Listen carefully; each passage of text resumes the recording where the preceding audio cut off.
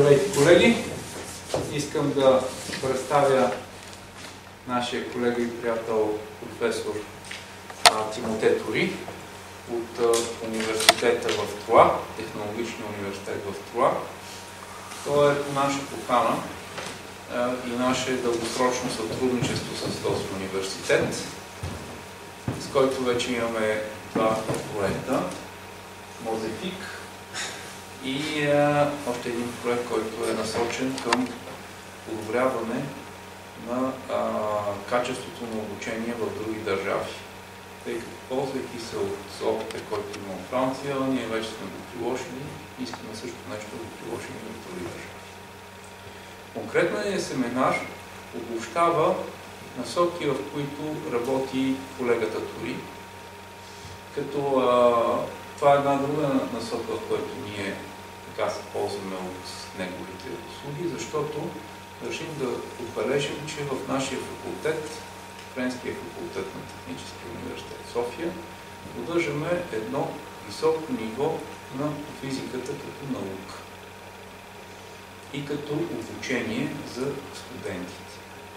Само малко данни.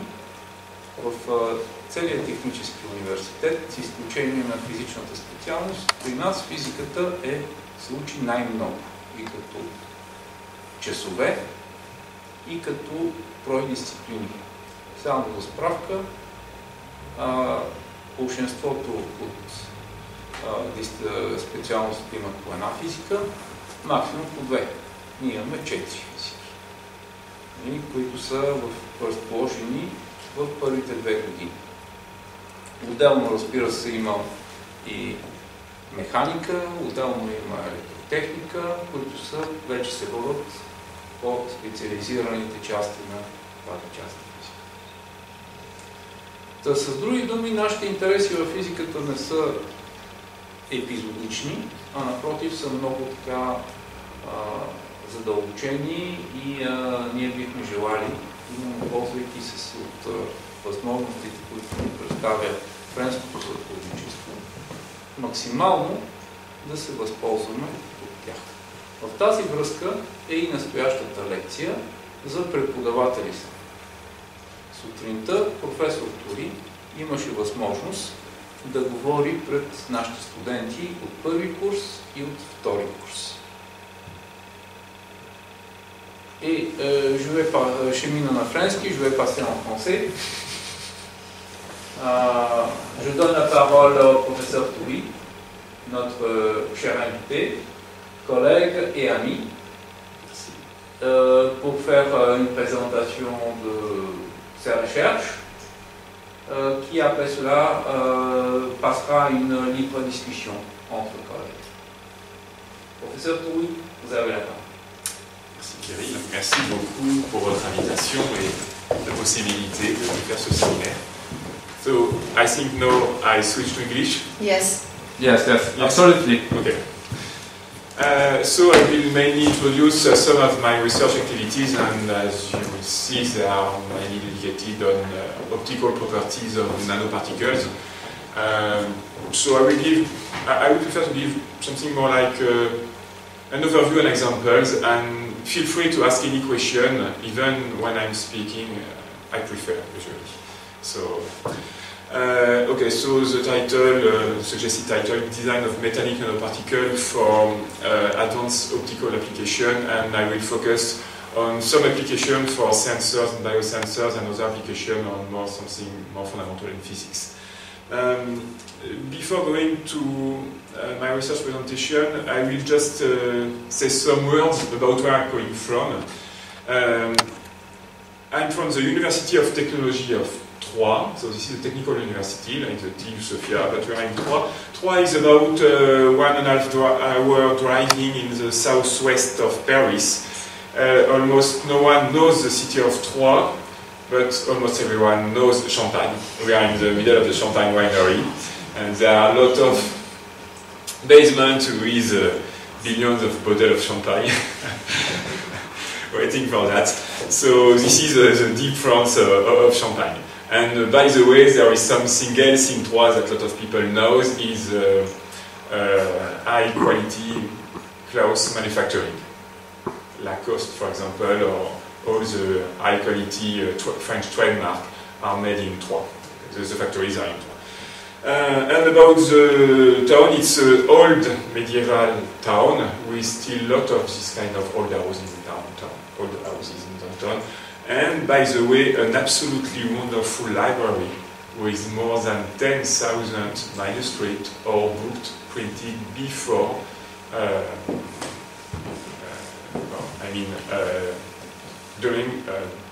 before and during the 15th century. Before 1500. And the town is very old, but the university is very young because we are only 25 years old university. Built in the south of the town, and you can see a picture of the campus, and we are mainly the part on the top, University de Technologie de Troyes. And some words about the university. We are quite small, we are a technological university, it means that we are a very, very small university or a big engineering institute. About 3,000 students, slightly less than 200 PhD students, and most of our students are in engineering degree, Master of Engineering. We are about 165 faculties, we would say, in general way. And there are 8 research teams, and one of these research teams is called Light, Nanomaterials and Nanotechnology, the research team I belong to. And our research are mainly focused on the optical properties of nanoparticles and trying to understand the behavior of the metals at the nanoscales thanks to optics in a general way. And in this team, so we are about 25 permanent people working, 15 faculty, 10 engineer technicians, and about 25 permanent and about 55 non-permanent PhD students, postdoc, master's degree, and so on. So just a couple of words, and if some of you think to collaborate with the university but not with me, do not hesitate to contact me and I will let you know some colleagues. It's a university, so we are supposed to be quite cool, friendly, and so we are supposed to.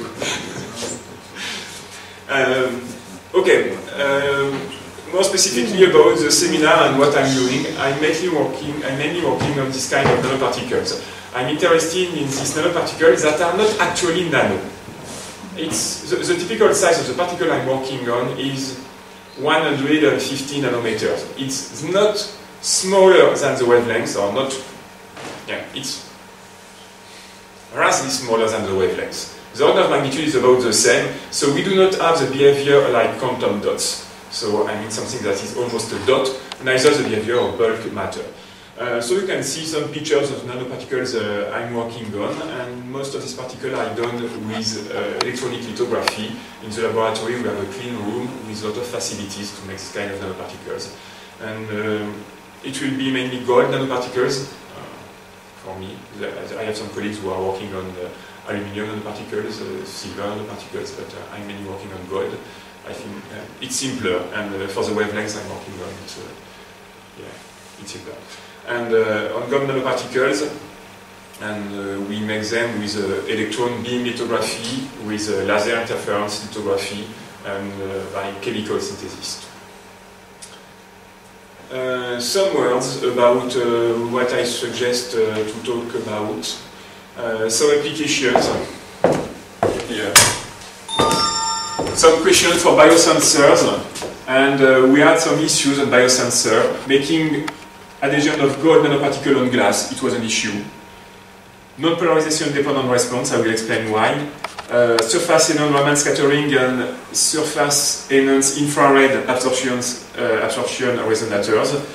Mainly on applications and experimental part, and something more fundamental about second harmonic generation and irreducible tensor multiple. So something very applied, actually, to get money, and something more fundamental because, as a scientist, sometimes I prefer. And by the way, a lot of collaboration, mainly funded by the French Research Agency and the European, and funded by European projects too. Okay, about the electron beam lithography process to make this kind of nanoparticle. This is a nanoparticle of gold on glass, and the way of making them in the lab. First, we start with a glass substrate, and we need a treatment to have a very flat surface of the glass.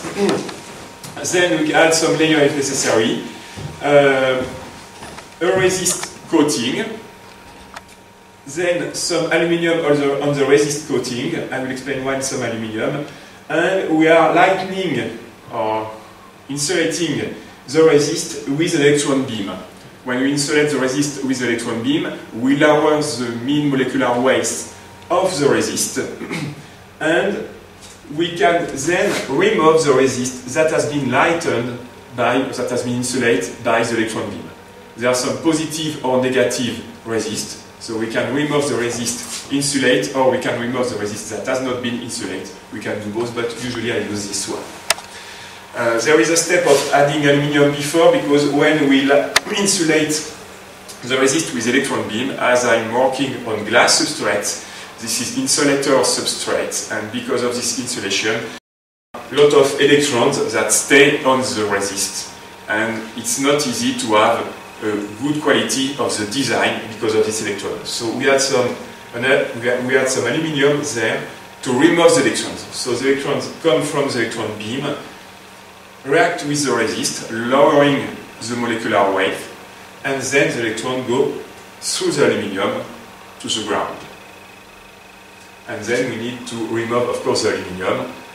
We develop the resist by removing the low molecular weight.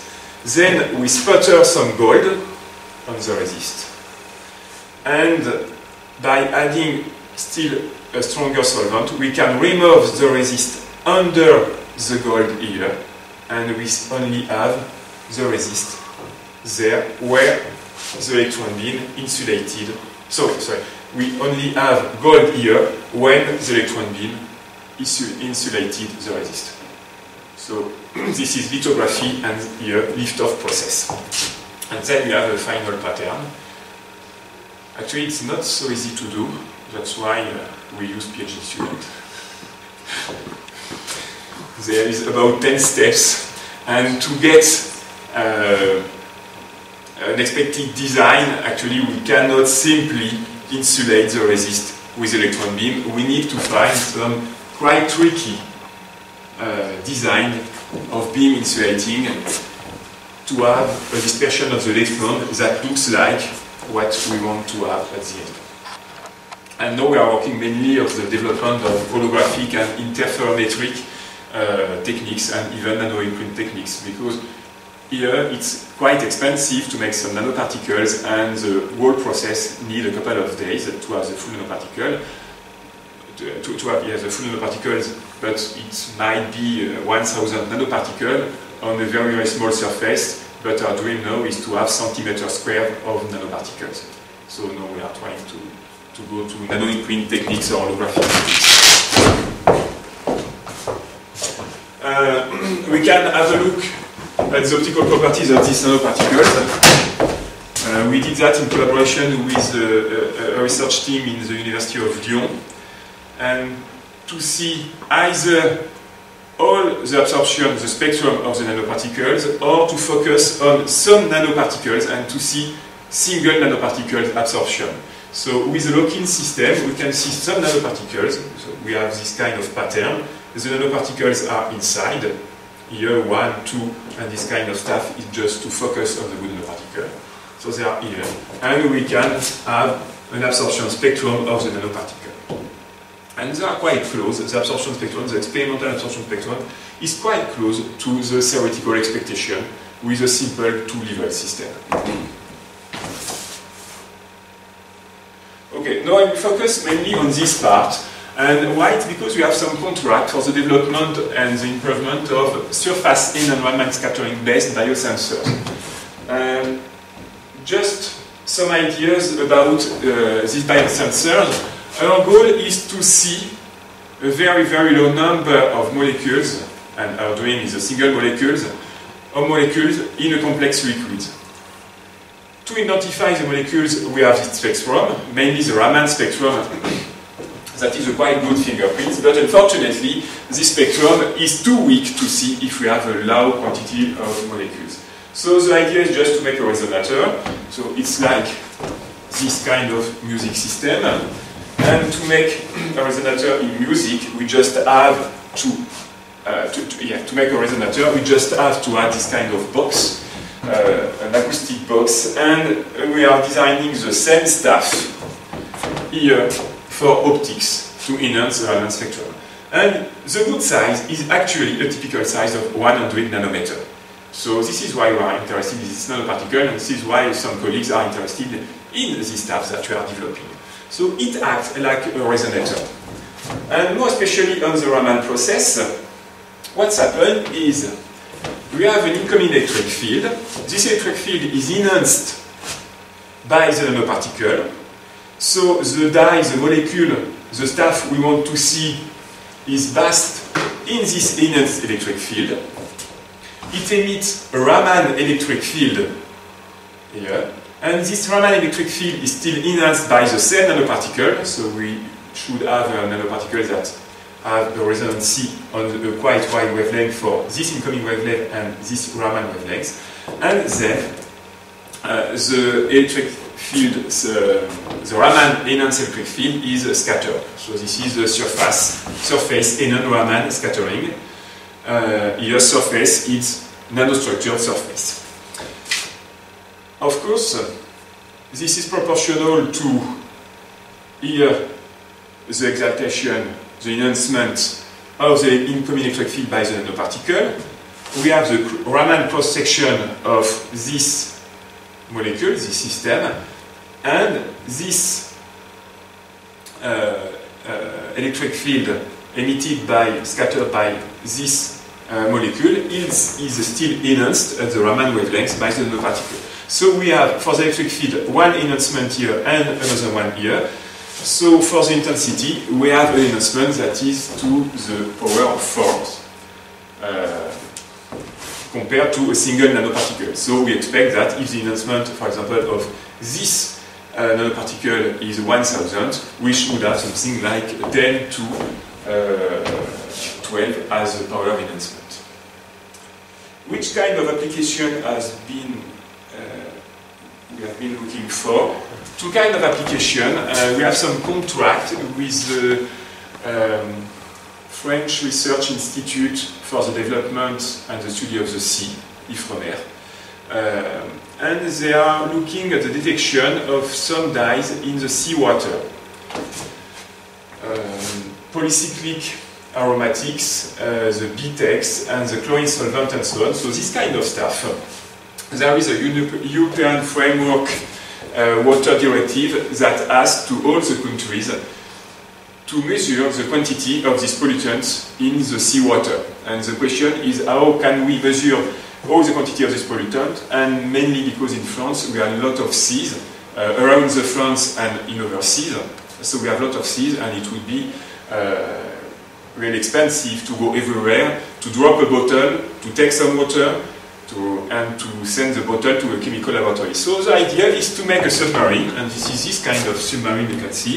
The submarine is dipped in the sea, and there is a spectroscopic system in this submarine. And we are making the resonator surface to be able to have a sensitivity from microgram per liter to nanogram per liter, because it's very low concentration of this kind of polymer.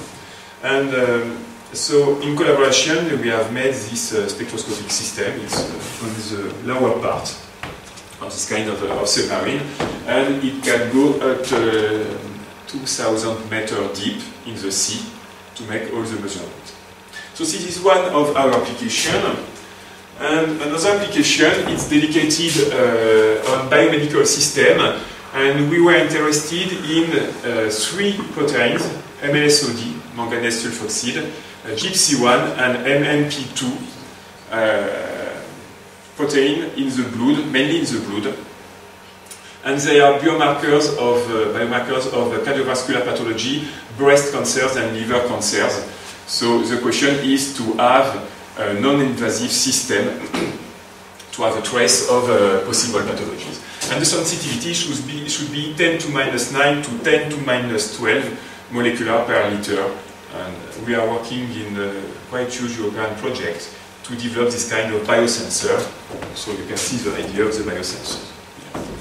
And our question was to adapt these nanoparticles to make this kind of biosensors efficient, and the most difficult for us is not the efficiency, is the reproducibility in the real condition. Because making such a measurement in pure water is not very difficult. To reach this sensitivity in pure water is actually quite easy. But in the blood, it's really more difficult, because in the blood there is everything but not this stuff. And there are a lot of other kind of proteins and so on that are polluting our nanoantennas, these resonators. And because of this pollution, it's not easy to have the good fingerprints. This is why we are using the Raman scattering. The Raman scattering is a quite typical fingerprints, but we need to enhance it. So 3 questions we were interested in: some optimization, something easy to use for non-physicists. We were working with engineers of sea or with biochemists, higher sensitivity and better selectivity. And for the first question, one of the questions was the non-polarization dependence. Why non-polarization dependence? Because when we are working deep in the sea, there are a lot of mechanical constraints and maybe on optical fibers.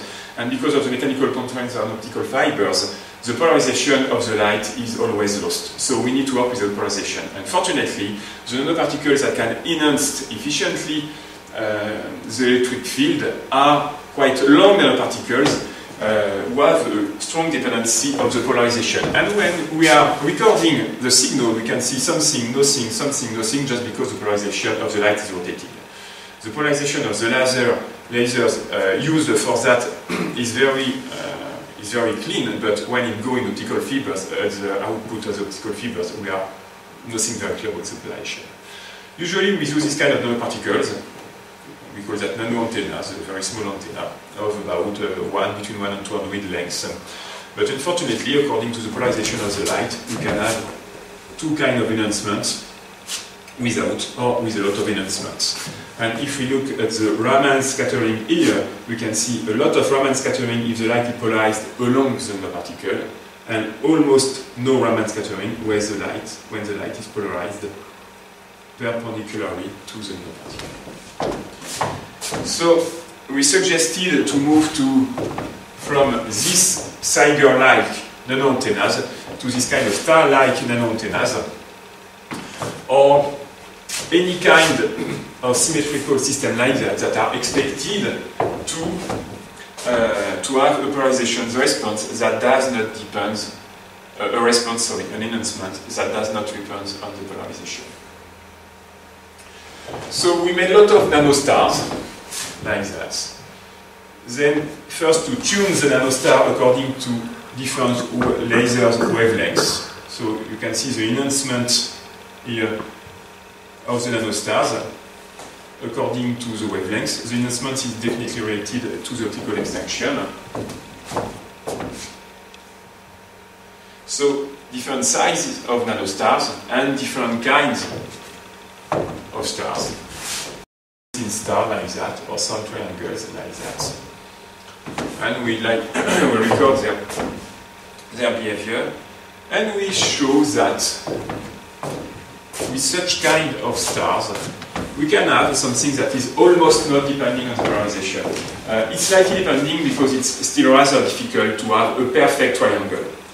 But as the triangle is not exactly perfect, we sometimes have small dependence. One can wonder why we do not use simpler particles like that, like a cylinder. And the answer is to have an excitation, we need to have a tip. We need to have a short radius curvature at the end. And if we want to have something round like that, we would need a particle that is about 300 or 400 nanometer as a diameter. And because of this diameter, we have almost no tip here, the radius of curvature is too high, and because it's too high radius, we have almost no excitation. With this kind of particle, we have an excitation, but unfortunately, it depends on the polarization. So we make this kind of stars, and then we are able to show that about the relative Raman intensity, it almost does not depend on the polarization. We go towards the noise without problem. Maybe I will skip this theoretical part. It's only mathematics. If you have any question, do not hesitate. About higher sensitivity, one main problem was the adhesion layer. Unfortunately, the gold does not stick on the glass. This is the property of the gold, not sticking on the glass. So, to stick the gold, to glue the gold of the glass, people use a chromium adhesion layer. This is very efficient. But unfortunately, because of the refractive index, and its imaginary part maybe, the refractive index of the chromium, it kills the enhancement, it kills the resonance.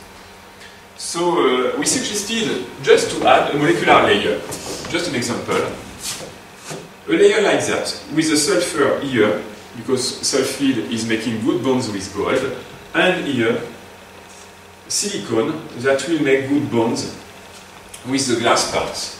We modify all the process, the nanolithography process, by adding this layer between. And here, this is some pictures about what it gives. We made some samples like that. So this is a layer of glass. We add some, we could say, baguettes of gold, like that, like long nanotenas of gold. And with the tip, we put the tip here, and we scratch, like that, the surface. You can see here that when we scratch the surface with the tip, here we are like stacking all these nanoparticles at the end. And we see that the gold actually is something very soft, even at the nanoscale size. We saw that the gold is soft. Here we have the curvature of the scratch system that put it here at the end. With the chromium layer, when we put the tip here and scratch the glass, we can dig the glass, and we remove the gold, of course, if we dig the glass, but the gold is still sticking on the glass. And with this molecular layer, we have the same behavior. To remove the gold, we need to dig the glass, but we cannot remove it like that. So, it's okay. With a load here and a displacement, we see that the gold is still sticking on the glass. So, on the mechanical point of view is okay. What about the optical point of view? On the optical point of view, if we look at the extinction, showing actually the enhancement, because the extinction comes from the field that is scattered in the near field of the nanoparticles, we see that with chromium we have something wider and slightly lower than with MPTMS, this molecular surface. However, it's not a lot. We can see here that the chromium is not removing a lot of this enhancement. But as the surface element Raman scattering take the power, the force power of this excitation and the width here, it takes the power of force. At the end, it will give something definitely stronger. Here we can see the surface element Raman scattering on gold with the chromium adhesion layer and the Raman scattering of the same gold but without the chromium adhesion layer with the molecular layer, and we can see here that we have the Raman spectrum for very low intensity. It's quite difficult to see for chromium and it's very easy to see it for MPTMS. Here, if you multiply the chromium by 10, we see that we still have the same Raman layer, it's still the same fingerprints, but we have a definitely higher excitation.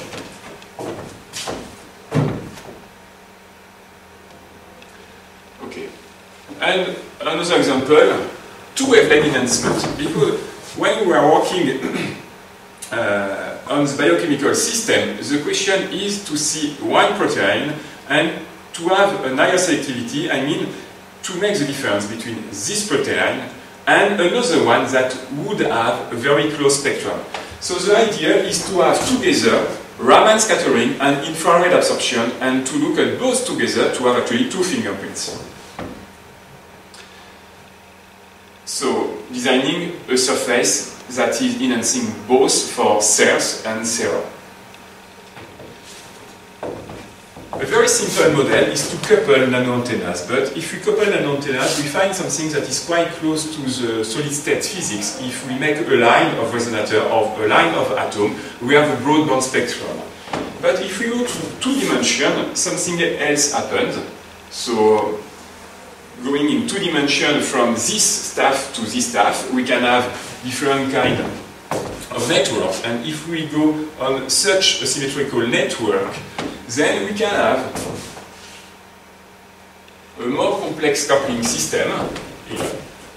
We need to put that in a matrix to calculate the diagonalization of the matrix, so the eigenvalues of the matrix. And by calculating the eigenvalue of the matrix, we can show that we have two resonances that can be tuned with the resonance of one nanoparticle and the coupling between two nanoparticles. So by tuning them, tuning the resonance of the nanoparticle is tuning its size. Tuning the coupling between two nanoparticles is tuning the distance between two nanoparticles. And by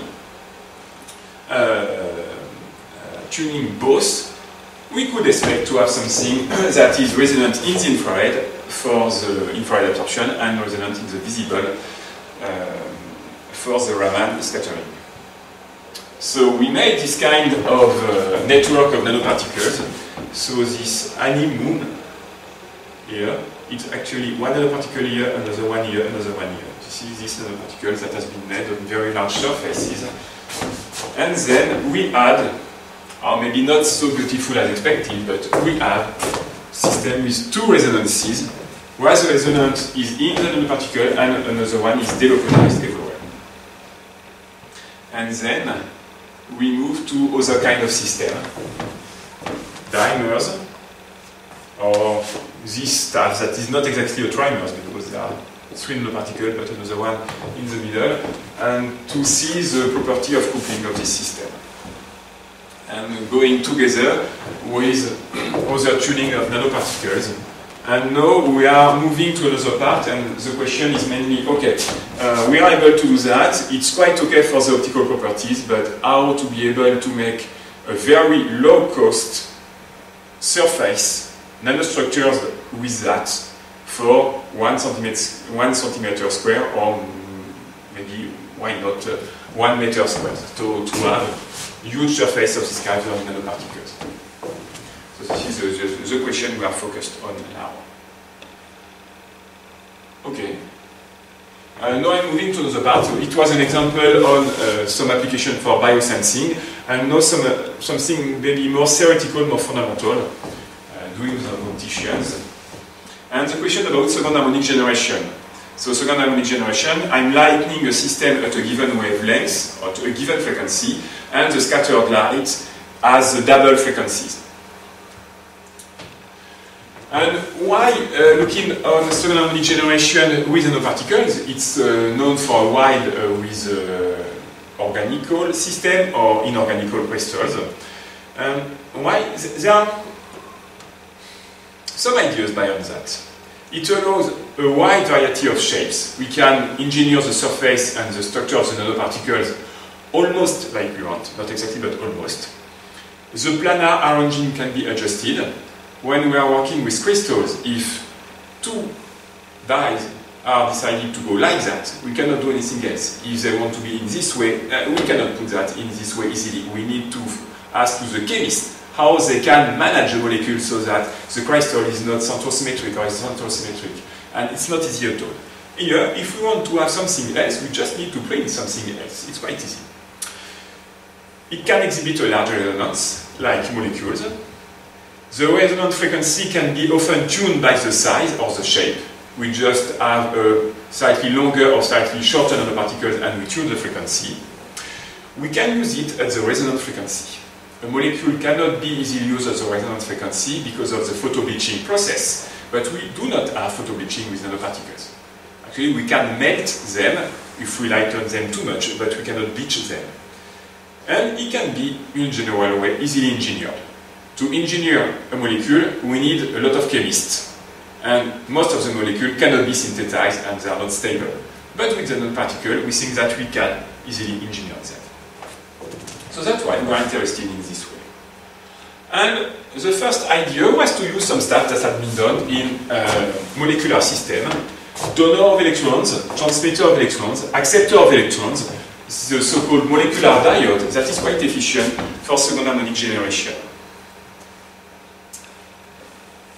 So we made like a counterpart, a nanoparticular counterpart of this molecular system with silver and gold, saying that there is a donor electron and acceptor of electron that will act like a very small optical diode.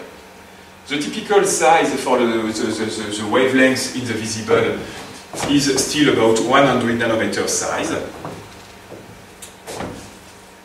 We made a lot of them. We tune them to the expected frequencies. Yeah, we can see that according to the length and the size of the nanoparticle, we can tune them at expected frequencies. So the spectrum here and the peak of the spectrum for the first order of the third order of resonance.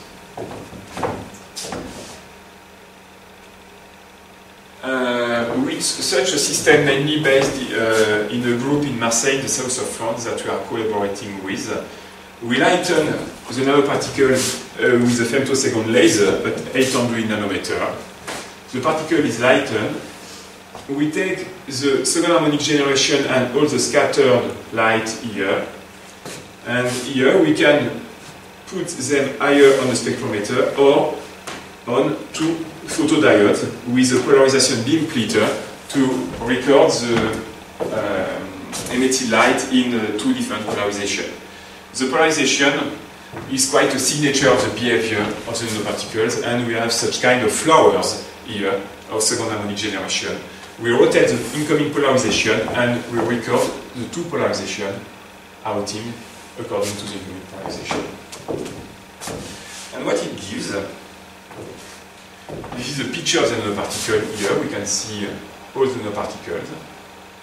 This is a second harmonic generation emitted by the nanoparticles. We can see them. And here, this is a spectrum of one nanoparticle. We lighten it at 800 nanometers, so in the near infrared. The nanoparticle is emitting a lot of light here at 400 nanometers, so at the double frequency. And between 800 nanometer and 400 nanometer, we have this wide spectrum here of two photon fluorescence. So the frequency of the light is doubled in the nanoparticle. A part is scattered, the current part is scattered in second harmonic generation, and another part is emitted as fluorescence at lower frequency. We are interested in second harmonic generation. Okay, let's skip that. So we calculate the efficiency, and this is what we got as an efficiency. The usual crystal, like ATP for second harmonic generation, has an efficiency of 34 picometer per volt. And here we reach quite easily efficiency about 1000 centimeter picometer per volt. So we are about 30 more efficient than the usual crystals by using this kind of nanoparticles. Okay. We made measurements for many nanoparticles and many kinds of structured nanoparticles. We try to remove the nanoparticles too, because we can put the nanoparticles on the substrate. We tried to remove them from the substrate. Here we made the nanoparticle on the substrate. Then with KOH, we remove the particle from the substrate by removing the silicon below the nanoparticle. We put some PMMF films here, and then we removed the PMMF films, and we can see here the nanoparticles that are in the PMMF field and its second harmonic generation. For example, we try to remove them like that. Another idea about the molecular nonlinear optics is to use another kind of geometry. This kind of C3 geometry, C3 from the group theory, with donor acceptor, is not central symmetric and should exhibit some nonlinear optical behavior in second harmonic generation. So its counterpart should be something like that. This kind of nanostars that we knew from our biosensors. So we were able to design them. And the typical size of the nanostar is still about 150 nanometers, the typical size. So we made some nanostars. You can see here. We made some nanotriangles. We looked at their linear extension of stars and triangle, and to the second harmonic generation emitted. Still, we lighten them at 800 nanometers, and looking at the second harmonic generation emitted at 400 nanometers, a very, very thin and huge peak of second harmonic generation. It's coherent, so only one wavelength, and 2 photon fluorescence at lower frequency. Okay, this is the calculation here of the measurement of their efficiency. We can still tune the nanoparticles according to the frequency, and we try to draw some modeling to understand the behavior of the nanoparticles according to the size. So one of the modeling is just to suppose that we have 3 dipoles in the tip of the nanoparticles. We make the image of the dipoles on the photodiode, and we are recording the image of the dipoles. We like this kind of simple models because it's a lot of physics inside. Usually the problem in the nanotechnology and optics is we do not have any model, so it's only computation, and okay, computation gives some results, but the question is to understand what is behind the results. And not making a lot of numerical computation, but to have some analytical models. So we have the nanoparticle with 3 dipoles. We suggest that there is only 3 dipoles, microscope objective, and the point space function of each dipole. And according to the size of the nanoparticle, each dipole can have non-overlapping PSF, slightly overlapping, or almost fully overlapping point-space function. And according to the behavior, we can see that the full intensity depends either of the sum of the intensity or the sum of the field to the square. So we can have 2 behaviors, a non-coherent behavior and a fully coherent behavior. And the coherency parameter, when we are something like in the middle, between the non-coherent and the fully coherent, and the coherency parameter can be calculated, and it looks like that, according to the size of the nanoparticle. By the way, usually nanoparticles have something like this size. We are in the middle, where the curve is varying a lot. We can calculate the expected response of the nanoparticle if they are really perfect, in many ways. We see the response, the polarization response. If it's non-coherent, if it's fully coherent, the response will not be the same. We did the same for many, many kinds of nanoparticles with some defects and so on. And there we were able to understand the second harmonic generation behavior of the nanoparticle, and mainly with the defects. Because the main difficulties of nanotechnologies is actually not to make something new. It's to understand the impact, the consequences of the defect. Because when a particle is something like 1 nanometer size, and when we write with an electron beam, the radiation of the electron beam is about 10 nanometer size on glass, it means that the size of the defect is quite relative to the size of the nanoparticle. And the question is mastering the consequences of the defect. This is why most of modeling is not focused on the perfect behavior, but only focused on the consequence of the defect on the perfect behavior. as a physicist, usually we prefer to think of a perfect science and a perfect world, but actually nanotechnologies is thinking of the consequences of defect on this non-perfect world. So we made a lot of stuff like that to understand the behaviors of the nanoparticle, to understand if there are some more efficient design or not. And then we went toward something that is quite mathematical, actually quite fundamental, is to understand the behavior of the nanoparticle, but with, I would say, just a few words. The question of the nanoparticle is, there is a question of size, the question of geometry, so symmetries of the nanoparticle, a question of the defects of the nanoparticle, a question of nanocrystalline structures, because when we spatter the gold, we have some nanocrystals. So there are many questions inside, and if we change something in the process of making the nanoparticle, at the end everything is changed, but it seems to be almost changed in the same way. And we would like to understand if a quite complex structure of nanoparticle can be described with only a few words, or we would say a few numbers. And the question is looking at this quite fundamental stuff.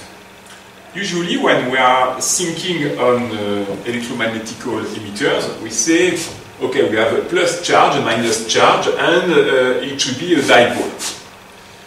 The question is, related to the wavelengths, is it a dipole here?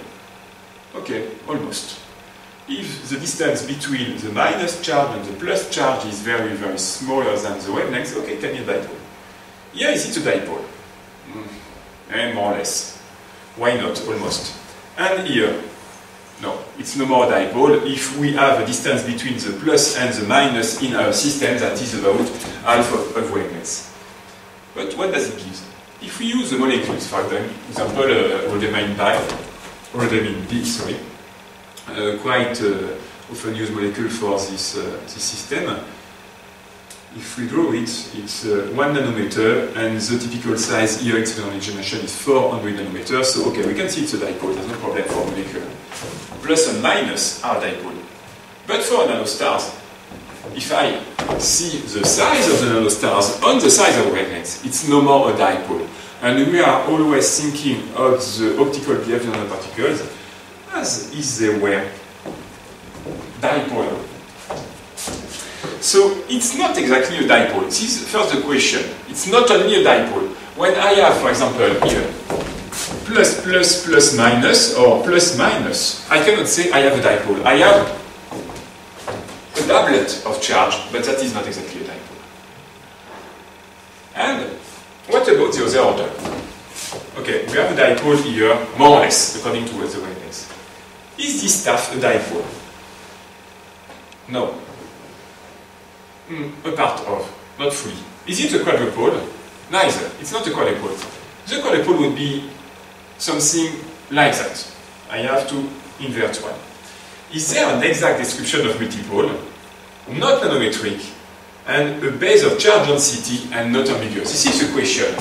When we are dealing with electric charge, whom the distance between plus and minus is in the order of magnitude of the wavelengths, it's not easy to talk of dipoles and so on.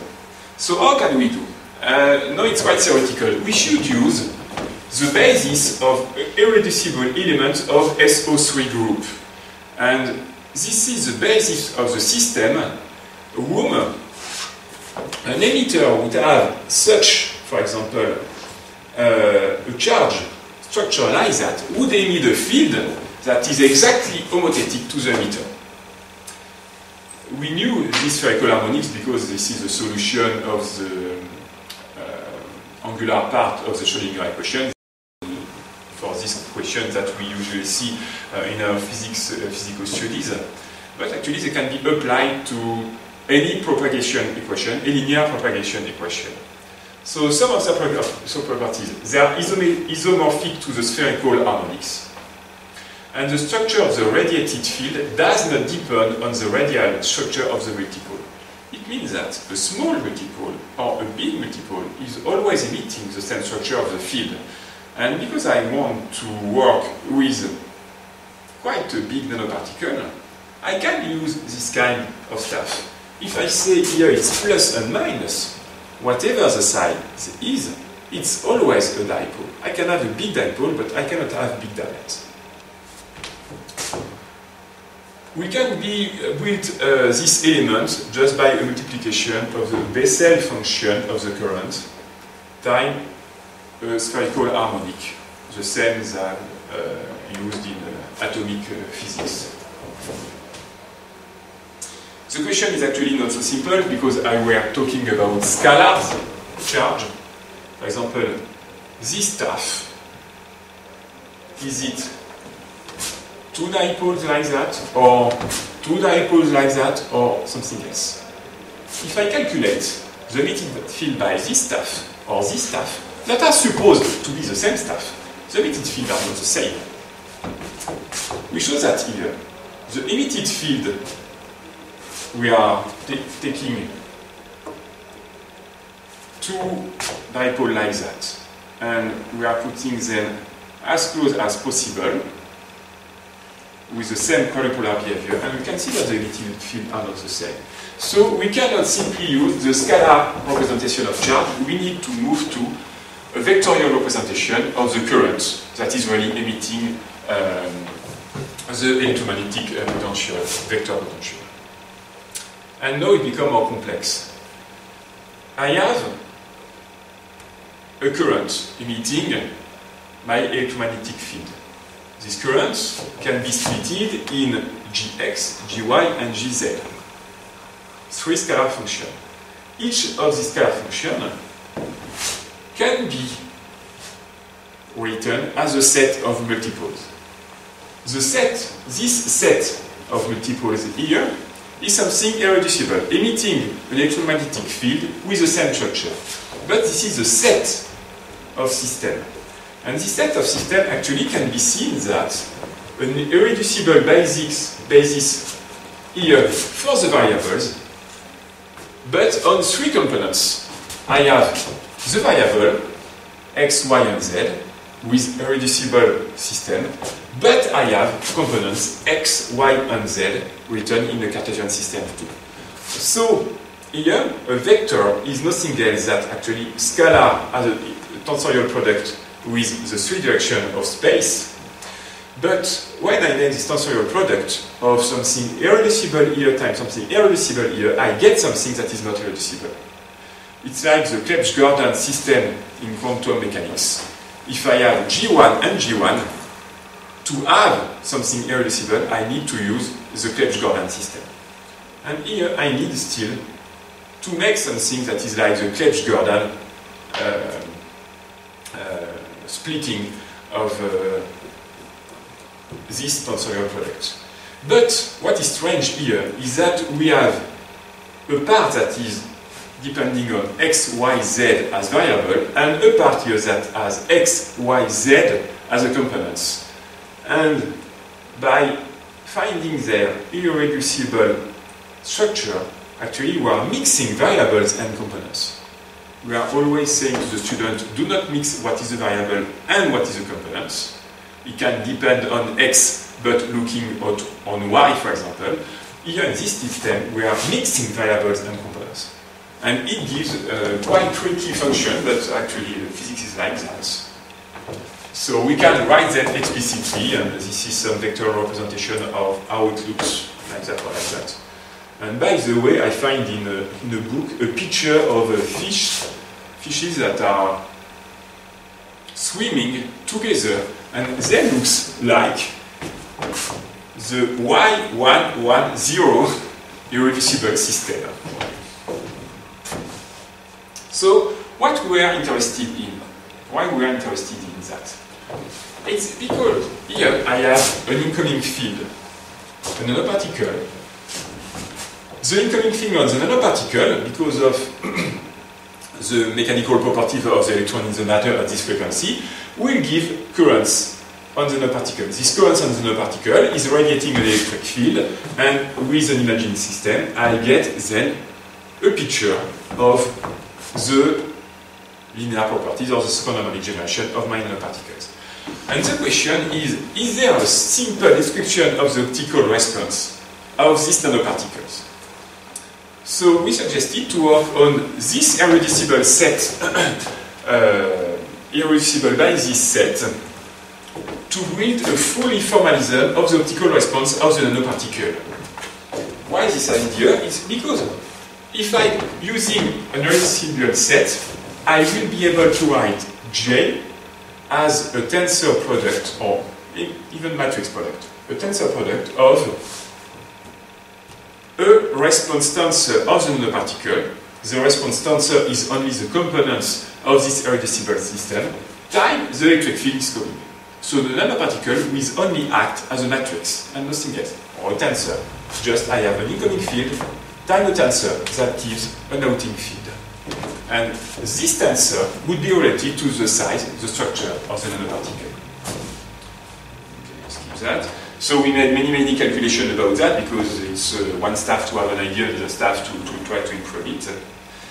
And something quite funny appears. If I look back to the first model with one dipole like that, another one like that, and another one here, I have dipoles that are not in the middle of the system. And the question is, okay, if I have a dipole here, it's a dipole, sure. If I translate my dipole, what is this? I take the dipole and I translate it. There is the so-called addition translation theorem that proves that if I translate my dipole, it's equal to a dipole plus quadrupolar system plus octupolar system and so on. By translating a dipole, there is a theory that appears, like a generalized Taylor theory, a theory that appears, and it shows that by translating a dipole, I can make a lot of multiples. And for example, if I have one dipole in the middle, I only one dipole as a behavior. If I translate it of about 30 nanometer, I have some dipole, quadrupole, octupole. If I translate it at about 200 nanometer, lot of quadrupolar and some octupolar system, and so on. So I can generate multipolar behavior of the system just by a translation, by putting my system out of the middle of the nanoparticle. Of course, I can translate one dipole, but I can add two dipoles, so that a part of the multipole generated by this one and a part of the multipole generated by this one will cancel in the middle. So by this kind of game, we can cancel some stuff, or with 3, 4, and so on. So we can generate, we can have an engineering of this kind of multipole by just translating some dipoles. We made the calculation for the nanostars 2 with the 3 dipoles, and we can see that thanks to this behavior, some dipoles here that are outside of the center can be written as a dot system. This extended system, by this translation of all the dipoles in the middle, can be exactly written as a dot system, like a molecule, but which would act like here a multipolar system in the middle. So we can generate multipolar behavior because of the size.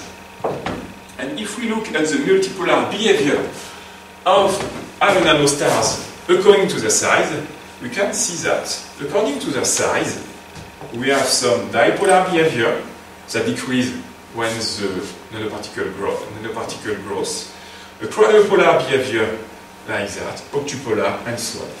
And the typical size of our nanoparticle is about here. The resonance is about here. So we have a mix of this behavior.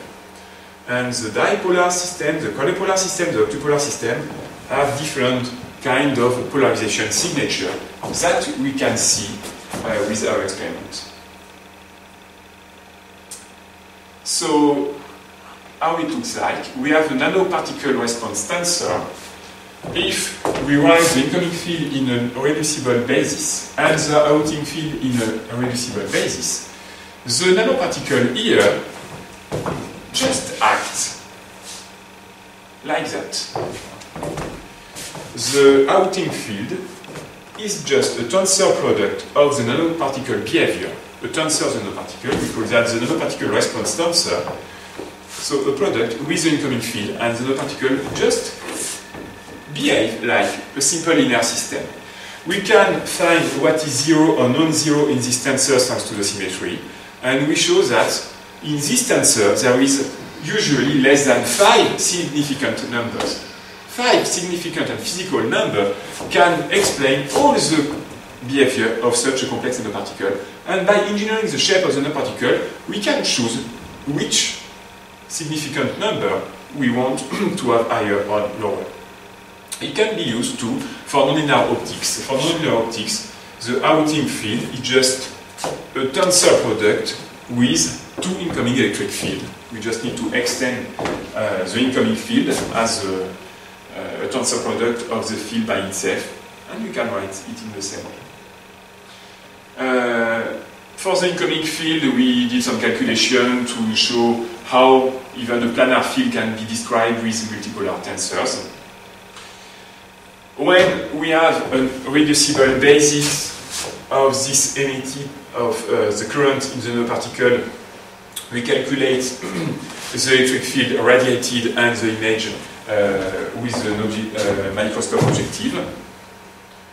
We have some kind of picture like that, everything is computed with the phase and so on.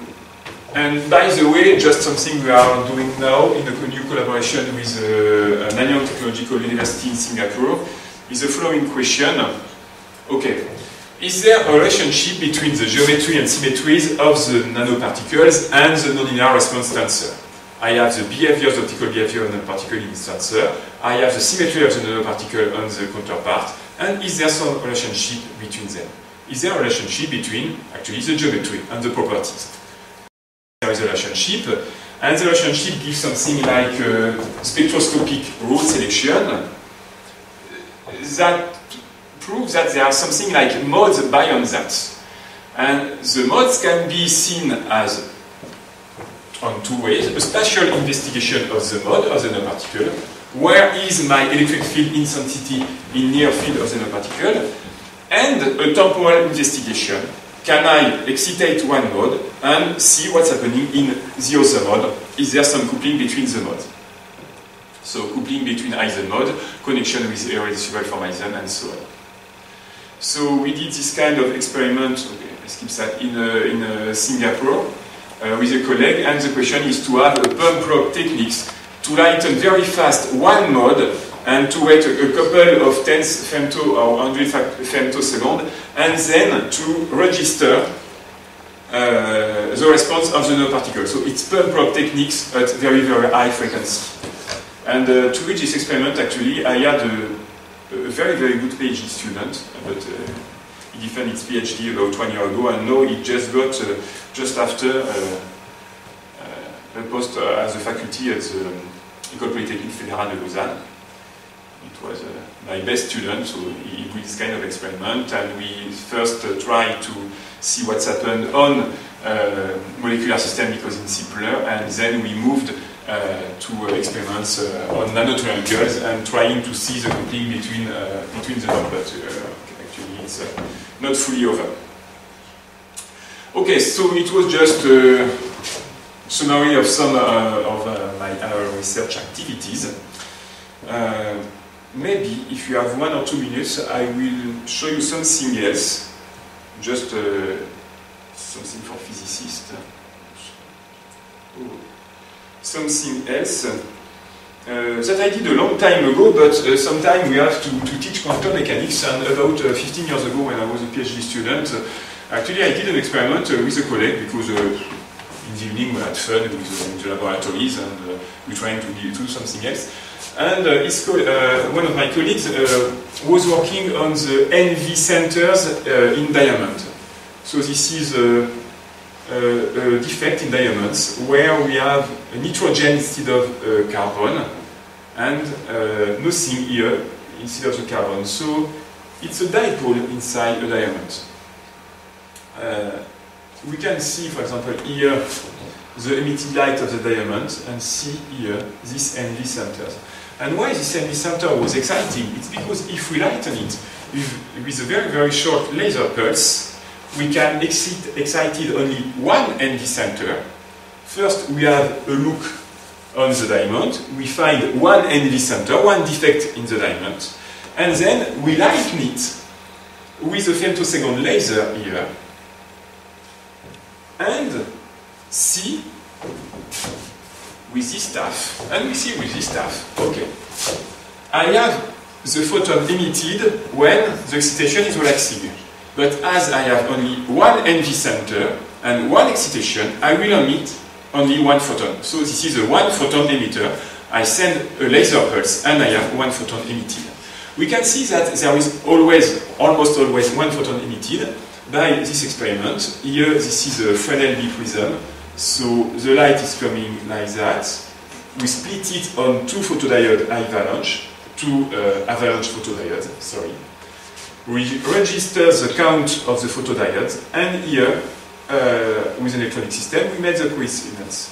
And we see that, according to the delay between start, a photon is coming on one photodiode avalanche, and stop, a photon is going on the same or another photodiode avalanche, that if we register the delay between two photodiodes to start and stop, it's almost never zero. It means that we almost never have two photons reaching the same photodiodes in the same time, or two different photodiodes. Sorry, we never add two photons reaching two photodiodes in the same time, meaning that we only have single photon emitted. Almost only, you see that it's not exactly zero. So, if we would have two photons in the same time, sometime we should have the two photodiodes avalanche that are lightning together, or that are clicking together. So we have one single photon interface, and then we say, okay, there is a common experiment in all the textbooks of physics, but never done, is the Young fringe with only one photon. We have been said, okay, the wave behavior of light would give interferences here. However, the quantum behavior of light, the photon structure of light, would not give interferences, but only click of photodiode avalanche. What would happen if we send photon one per one in an interferometric system?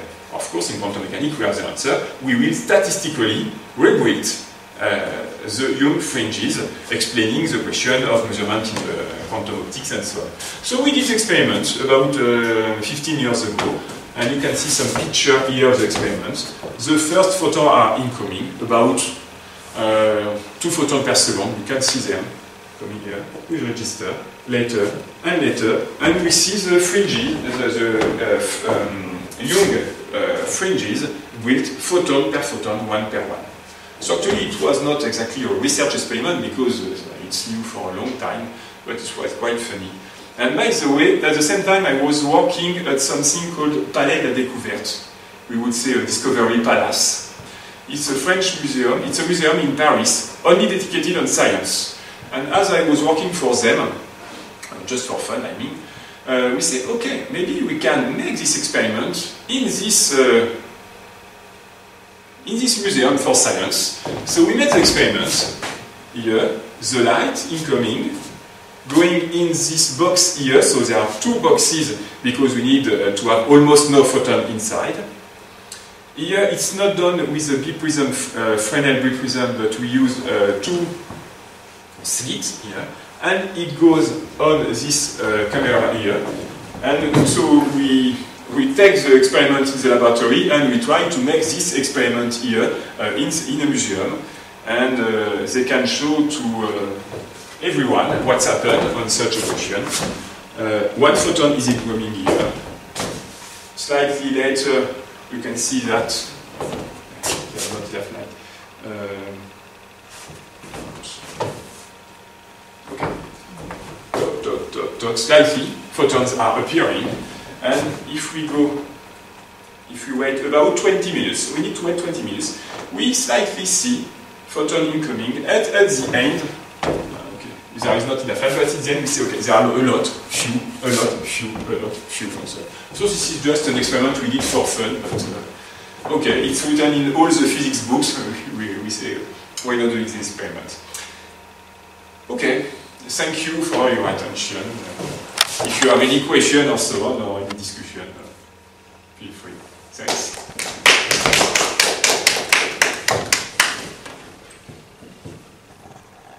You can be formal question or not, as you want. Usually I'm not formal at all. But Yes. Do you have students involved, students from the university, not PhD students? For example, the students who prepare their thesis, master thesis. On my experiments? Yes, or in one part of the... It's quite rare actually. Because the difficulties of my experiment is they require between 6 and 10 months of learning before starting something. So, no, I have some colleagues who have a lot of master students or engineering students or the experiment because they just need 2 or 3 weeks of learning before doing something. But unfortunately, my experience, either on the experimental part or on the theoretical part, it's very, very difficult to start something. I only had one student as a master's thesis on my experiment. Actually, he did mainly some calculation. This is a student who ended his PhD about 1.5 years ago, and now he's a faculty at Lausanne. But he was a definitely wonderful student. This guy was able to do in 1 month what the other student would do in 1 year. So he was able to do that, but no, it's very difficult for this kind of experiment. But I have some colleagues who take a lot of students. I don't say that their experiments are simpler, but a student can do something directly. Yes, No. Either on the optical point of view, on the nanofabrication, or on the theoretical point of view, it requires a lot. So, yeah, this is the difficulty of my experiment. I have a small question concerning the first part of your lecture, which was really, the whole lecture was very interesting. But my question is about the biosensors. This part, when you were talking about using nanoparticles for detecting proteins, it was really impressive if you managed to capture picomolar concentration of proteins. How far are you from the real application of such a method? And how could you deal with the eventual problems that could come from specific interaction between the particulate matter of blood, like red blood cells, white blood cells, platelets, etc., with those particles? This is a wonderful question because this is exactly the problem. So, how can we manage that? Okay, we make the nanoparticles, we assess the behavior of the nanoparticles in pure water with only nanomolar or picomolar of proteins, but with pure water. And then we are working with biochemists who are adding some antibodies and so on the nanoparticles. The antibodies are not actually necessary for the optical parts, but the antibodies are used not to attract what we want, but to reject what we do not want. Because the problem is, if we have only one protein that come on the nanoparticles, we can see it, or maybe not one, but 2, 3, or 4, we can see them. But if we want this protein to reach the nanoparticle, it means that the interface is clean. So no hemoglobins, no MAC. I don't know the name in English because I am not a biologist, but not all this stuff in the blood. So that's why there are a lot of antibodies that are antibodies or aptamers that are put on the nanoparticles to let the surface free only for what we are expecting. This is one domain. But actually, I would say that 2 or 3 biological markers or chemical markers is one project. For the European project, there were 11 laboratories, 2 companies involved. It's a €4 million project, and we reached good results for 2 biomarkers and one rather good result for the third one. So yeah, it's not easy at all. There are a lot of patents on this project, and the patent office said, okay, no, you can do everything. Okay, we can do everything if we have 1 million euro and 3 years and 4 laboratories for each system. Now, it's on the scientific point of view, it's okay, but on the technological point of view, there's still a lot of stuff to do. And by the way, I tried to do that on deoxynivalenol, DON. This is a toxin on the coming from a fungus on the web. And it's very important because in France, between 5 and 15% of the waste production is lost because of this fungus. And I think in this region it should be about the same. And we tried for 3 years to see it. It was okay in the water, okay in alcohol, but nothing in oral condition. This is the difficulty. But actually, the optical part is maybe the simplest part. So you're progressing quite. We are trying, but as you know, it's not a linear process. But yeah, your question was very good because this is the issue. Yeah, the main issue.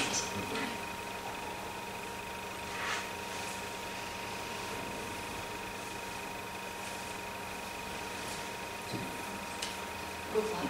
So, okay, still thank you a lot. Yeah, thank you very much. Yes, for this.